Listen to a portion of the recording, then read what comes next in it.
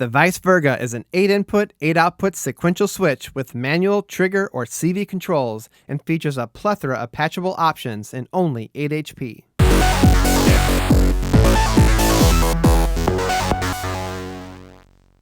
With the VV, you can swap outputs on an oscillator,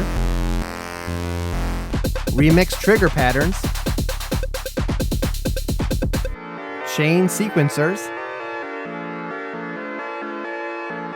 or go bonkers with chaotic randomness. Before we go deep, let's take care of some business by liking and subscribing to this channel, if you haven't already. Okay, good. Vice Verga has so many options with 19 inputs, 3 switches, 2 buttons, and an encoder. So let's get into the panel and controls.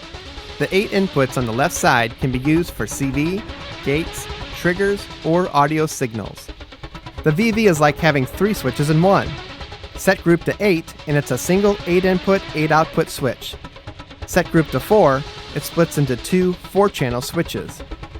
And setting group to 2, it splits again to become 4 2-channel switches. The LEDs on the outputs act as a visual aid to see where your signal is routed. Advance the steps by pressing the Advance button or by adding a trigger to the Advance input. When the behavior switch is set to sequential, the VV runs as a traditional sequential switch. Using the Advance switch, you can change the direction forward, which is top to bottom, reverse, which advances from bottom to top, or pendulum, which goes top to bottom to top again. The other 2 behavior modes is where it starts to get unusual. In 1-to-1 mode, the Vice Verga advances outputs randomly, but stays within the 2, 4, or 8 group setting. 1-to-1 mode allows the inputs to be routed to a single output per step. In 1-to-X mode, the Vice Verga still advances outputs randomly, staying within the group setting, but the difference is that it allows inputs to route to any number of outputs per step, including 0. Let's patch some examples before getting into the rest of the controls. Here we'll patch an oscillator with several outputs into the VV, then switch them around to give it some character. I'm using 4 outputs from the Winterbloom Castor and Pollux Dual Oscillator.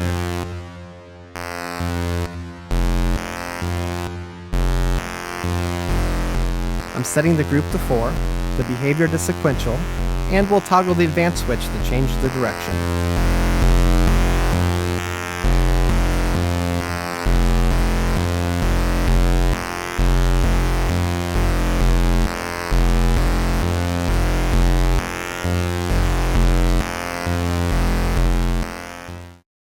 Here's another patch, where you can extend the steps on your sequencer if it has multiple outputs.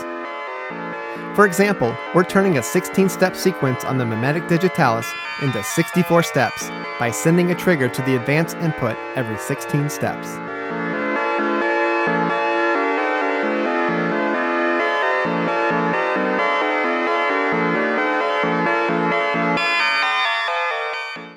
Now let's hear the VV trigger a variety of drum modules.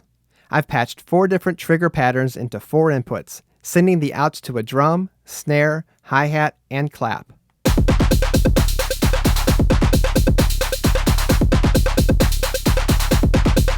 Change the behavior to 1-to-1 mode, and you'll hear the randomization going to single inputs with each advance.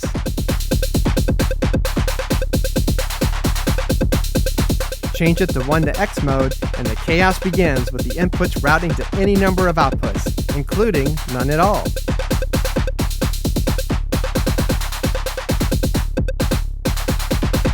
You can also use the open inputs and outputs to create silent patterns in your drum kit.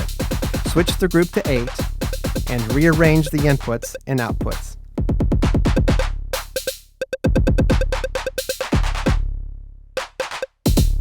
With those silent additions, you can hear the pattern spread out a bit more.